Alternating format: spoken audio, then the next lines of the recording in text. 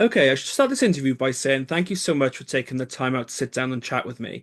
I suppose we should start right at the very beginning. So, how did your love of theatre begin? Oh, that's a really good question. I started doing theater when I was like three.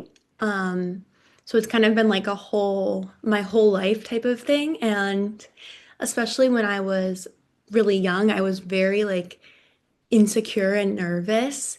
And I think theater taught me a lot about being like coming out of my shell and like it being okay to fail at Hmm. things and look really silly.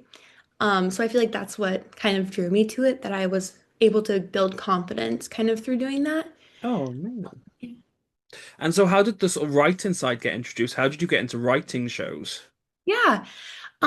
Well, it basically was like I just stumbled. I feel like I stumbled into it. I was taking a class in college and we had to write 5-minute solo pieces, Hmm.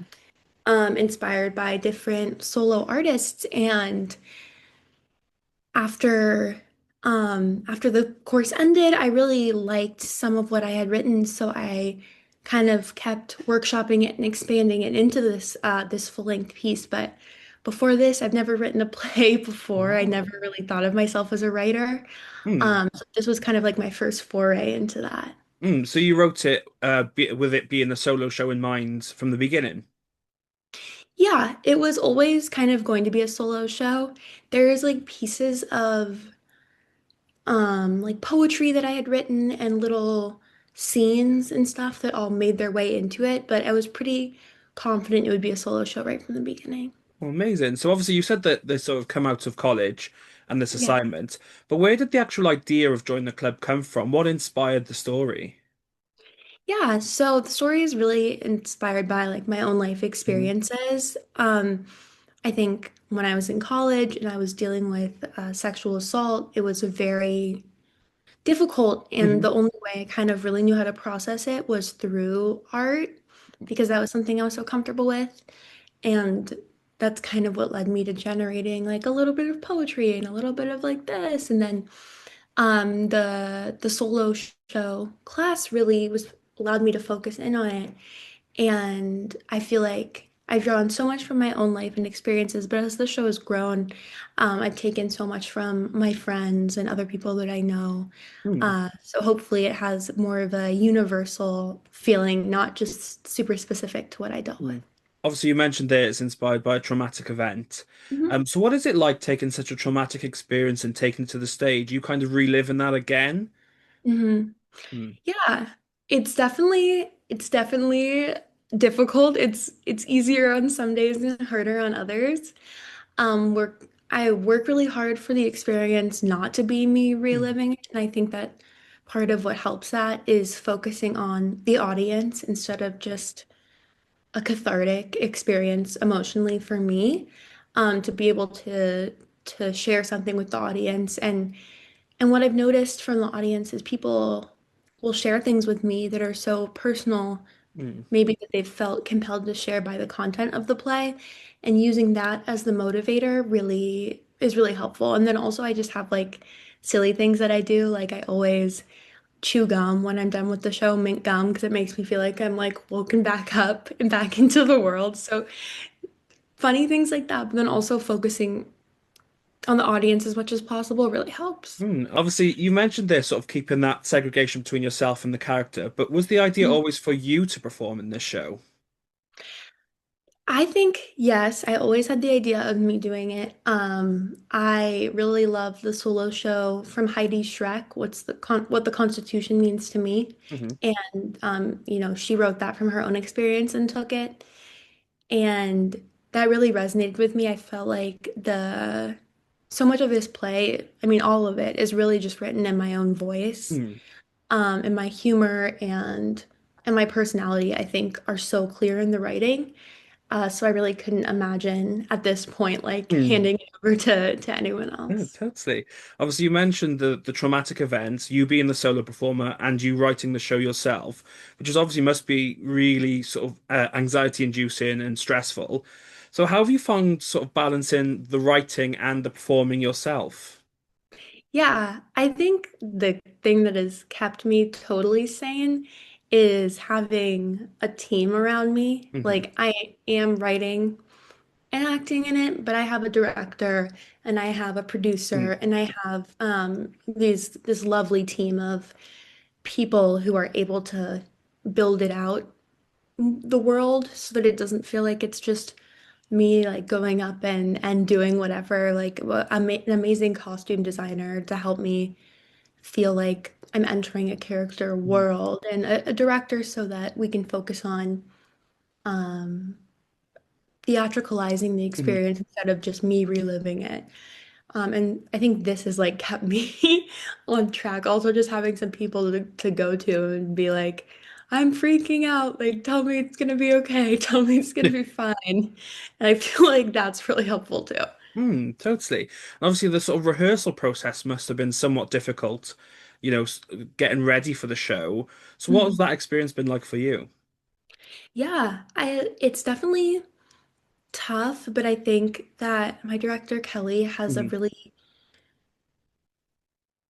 really wants to balance Mm. directing with also just letting me kind Hmm. of be where I am.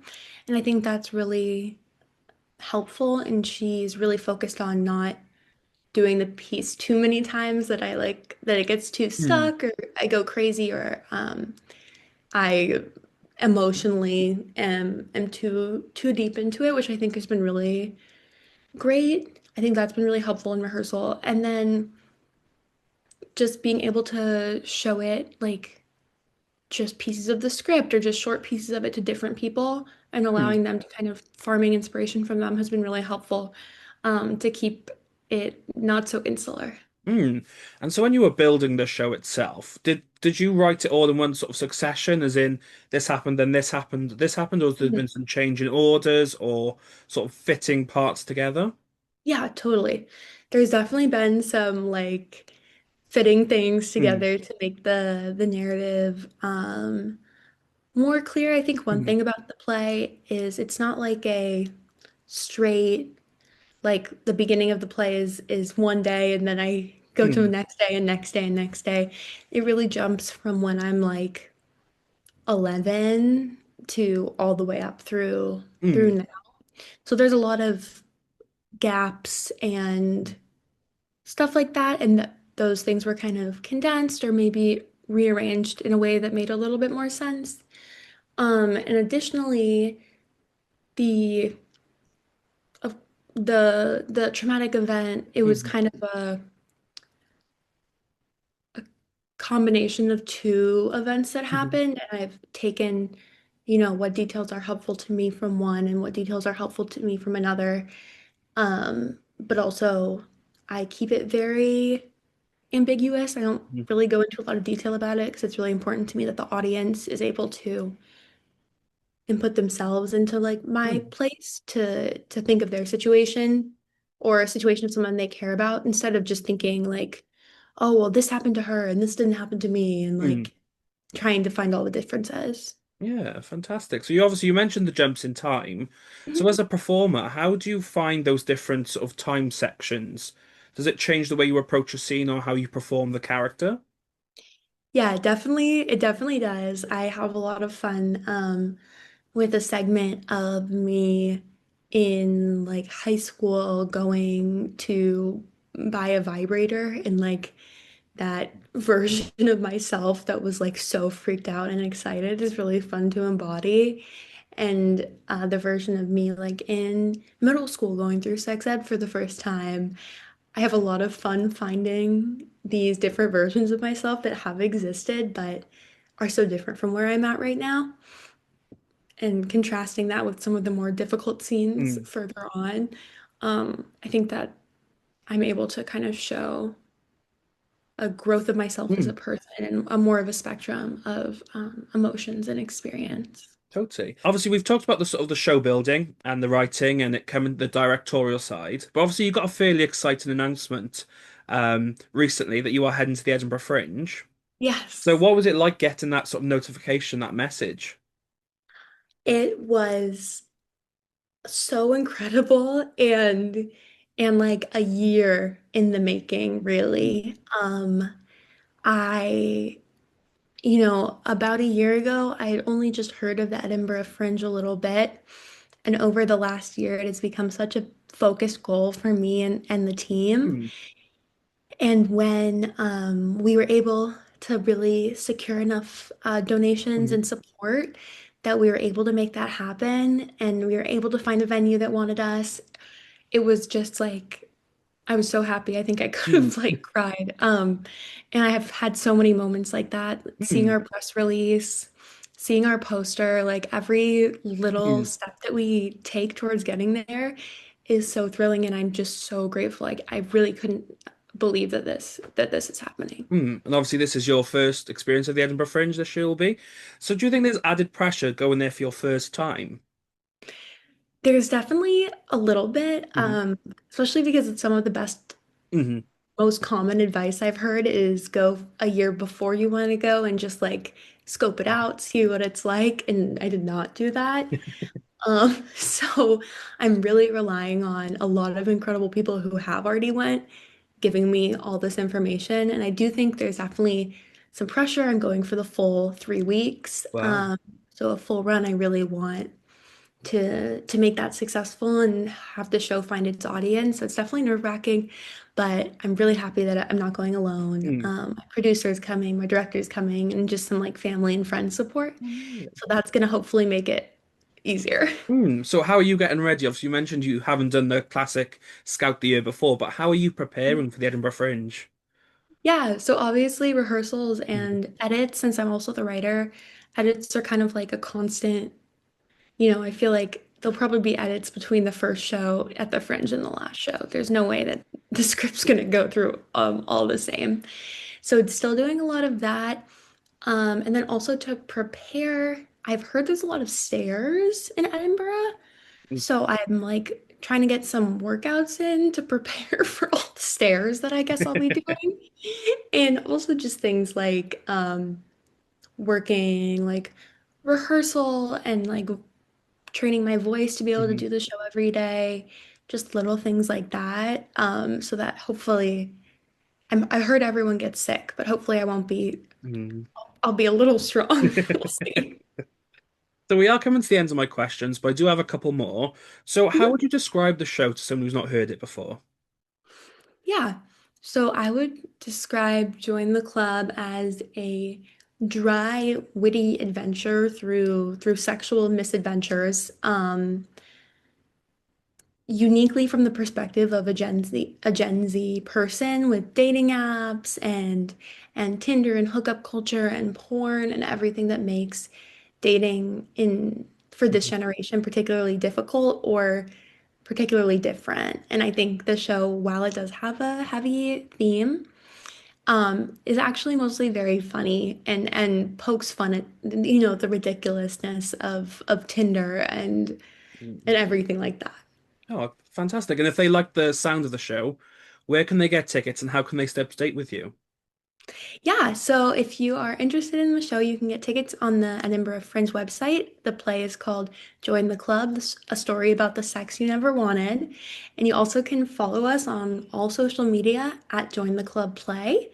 And we have lots of fun updates there, and you can follow along through the process. Oh, fantastic. I'll put all the links in the comments below Thank so people you. can scroll down and click away. But my final question is, what advice do you have for even younger performers looking to do what you do? Oh, wow. My advice for even younger performers. This is the cliche, but I do think it is the only thing that is like the most true, which is like believe in yourself, but then Mhm. also find a team of people who make you believe in yourself even more. Um, I I believed in this play. I like wanted to go somewhere with it, but the only reason that I've gotten as far as I have is because of the team of people who also believed in me. Mhm. And pushed me and made me really commit to it, especially when you're doing something at such a young age. Mhm. Being able to find a team of people who are more experienced Mhm. can really help you kind of take like the big step that you need. So Mhm. that's been really a lifesaver. And to use another cliche, it takes a village. It's Yeah, all those it's people coming true. together. Yeah, they're both cliches. It takes a village, believe in yourself, like, but it's true. It's terrible because I remember asking for advice from performers when I was younger, and they would say like, believe in yourself, and I was like, well, what am I supposed to do? And Yeah. now here I am doing the same thing. So Mm. So I started the interview by saying it, but I'll end the same way. Thank you so much for taking the time out to sit down and chat with me. As I said, I'll put the links in the comments below so people can scroll down and click away. As I wish you the best of luck at the Edinburgh Fringe, and hopefully I'll bump into you up there. yeah, thank you so much. Hopefully we'll get to see you. Have a Speak great to you day. soon.